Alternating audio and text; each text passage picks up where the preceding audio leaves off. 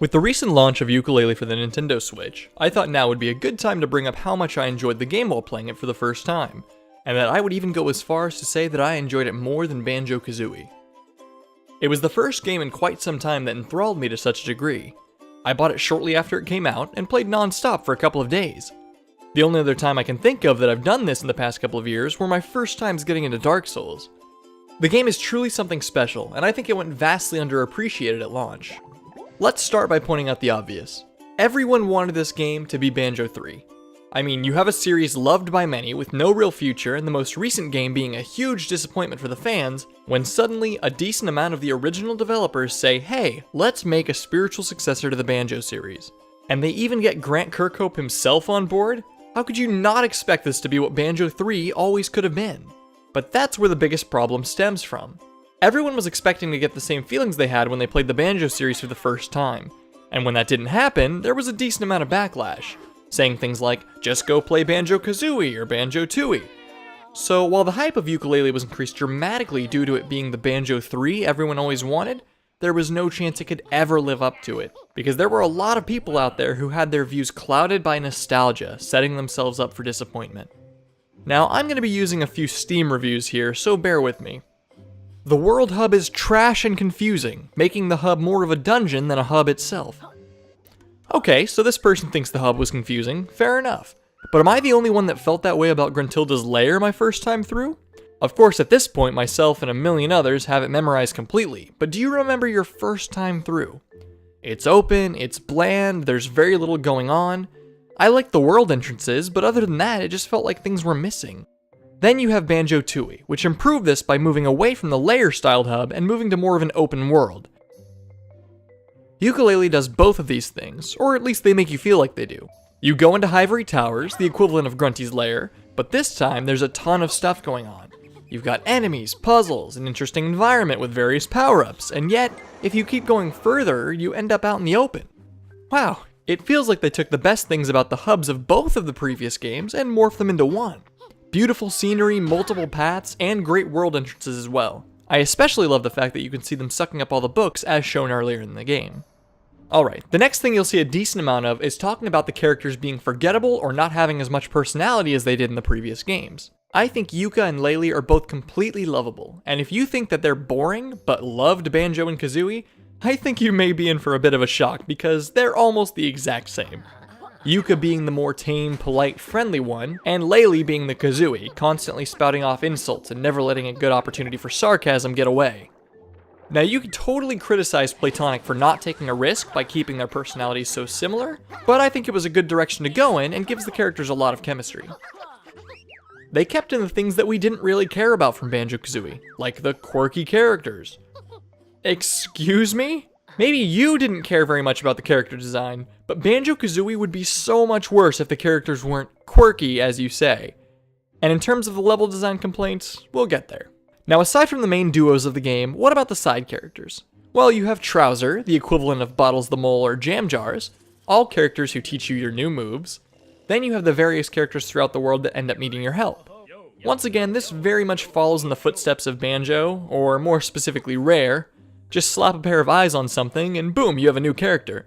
For the better, or for the worse. I find that the witty dialogue amongst all of these characters tends to be pretty similar between the two franchises. However, I think that the design in Yooka-Laylee tends to be a bit more interesting. Also, can we just take a moment to point out how much I love Trowser's character design? The snake is wearing pants. What can I say? I'm a simple man with simple pleasures. And then lastly for characters, you have the main antagonists of the game. For the Banjo series, it's Gruntilda, the evil witch who speaks and rhymes non-stop. And for Yooka-Laylee, you have Capital B, the crowdfunded evil CEO of Hivory Towers. This is probably where the biggest character differences come from between the two franchises, but since both of them are greedy and evil, regardless of how different they are, it tends to come down to the same thing. Yooka and Laylee, or Banjo and Kazooie, stopping them from ruining everything. Capital B himself is interesting looking, but he would be pretty boring personality-wise if it weren't for his newly hired subordinate, Dr. Quack.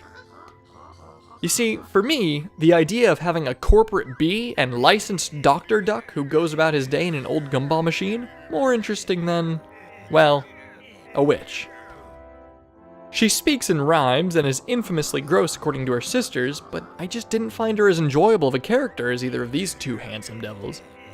Now, we're finally at a point where I am torn between the Banjo series and Yooka-Laylee. In the Banjo-Kazooie franchise, you have 9 worlds in the first game and 9 in the second, Tooie having levels that are much larger than that of its predecessor. But Yooka-Laylee has 5. The upside to this is that in place of the extra world, you can pay a certain number of pages to expand them, making the size much larger and adding new pages to collect, bosses, and more. Now, while I do enjoy the worlds of Yooka-Laylee, a huge part of 3D platformers for me, and especially collectathons, is a large variety of worlds. I'd almost rather the worlds themselves be much smaller if it meant that there were more of them. Now, none of this would even matter if we didn't talk about the design of the levels. For reference here, I would say that Banjo-Kazooie had pretty basic levels. A relatively large area, filled with things to do. I think Bubblegoop Swamp is the best example of this. Since the swamp damages Banjo if he walks in it, he's forced to stick to the path. At which point, you just go down each individual branch, collect the Jiggy, then return and move on to the next one. It's basic in concept, but works decently for this type of game. Most of the levels from Banjo-Kazooie are like this, although they tend to hide it a little bit better.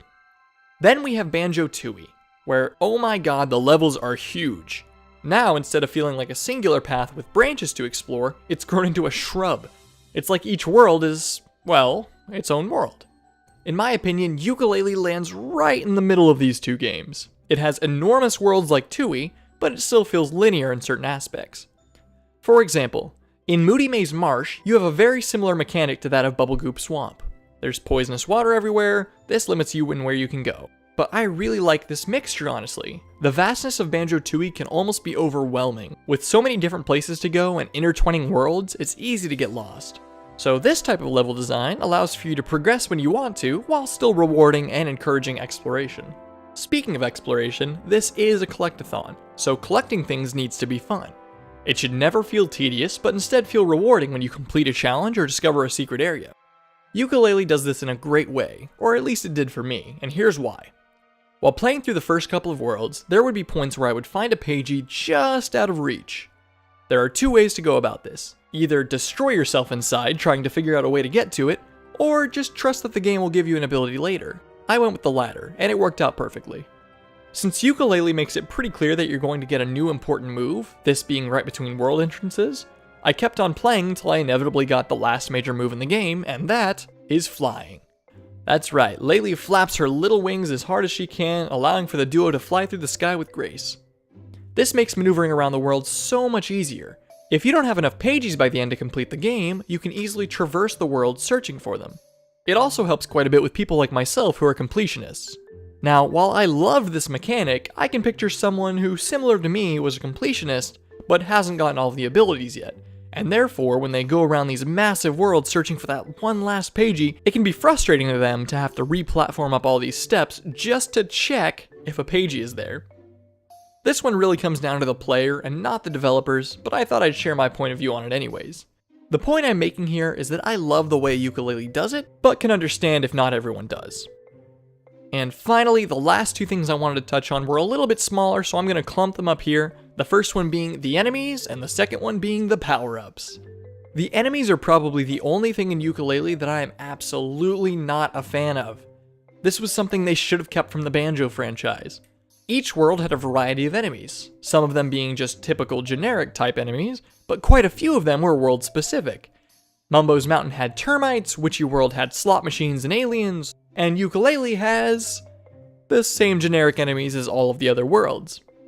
Now, to be fair, they do look different in each world, but it just isn't the same. It's more realistic in a sense because they're all of Capital B's underlings, so I'm not surprised they look the same. I just love the fact that every enemy felt different in the Banjo franchise. Okay, now let's talk about the power-ups. You have a variety of power-ups that you can purchase from Trowser in each world, or you can get the ones he gives you for free while in the hub. I actually find these interesting, and they really do pertain more to the creatures that Yooka and Laylee are. Banjo was a bear, so he didn't have a whole lot of interesting moves he could learn, and the ones he did learn mostly related to Kazooie or his backpack. Kazooie's moves were also quite a stretch. So she can shoot out eggs? Okay, that's super cool. Why can she do that? Because she's a bird. Oh. Okay. But Yooka can blend into his surroundings and Laylee can fly or shoot out sonic waves using echolocation. Okay, maybe that's a stretch as well, but regardless, I found these moves to be on par with those from the Banjo series. Except for the camouflage ability, which is, while great in concept, almost too obvious to not use, is incredibly underused and doesn't really help with anything in the entire game. Now here's where the double-edged sword comes in. In Yooka-Laylee, instead of having to collect any kind of ammunition, mana, energy, or so on, you have an energy bar that will completely regenerate after a short period. I'm personally a huge fan of this mechanic, but in certain aspects, it makes some moves incredibly overpowered. The sonic waves, the echolocation to stun enemies, and especially, as I mentioned earlier, the flying. This isn't too much of an issue overall, as combat itself was very easy in this game anyways, the main focus being on platforming of course, but I honestly forgot I even had a limit on my energy most of the time. It only affected me when I was either flying or using the roll for mobility. You can collect butterflies to regenerate it, but why would you? Not counting the race where it's necessary to win, you're literally just wasting potential health to save yourself the 3 seconds it would have taken to regenerate it. Well, that's it. I love Yooka-Laylee. I think it's fantastic in most ways and even better than the Banjo-Kazooie franchise. I know that's typically the unpopular opinion, but I would love to know what you guys think about it down in the comments below. Was I so incredibly wrong? Did you actually agree with something I said? Tell me about it. I hope you guys enjoyed the video. It ended up being a lot longer than I expected it to be. Let me know what you want me to do next, and as always, have a wonderful rest of your day.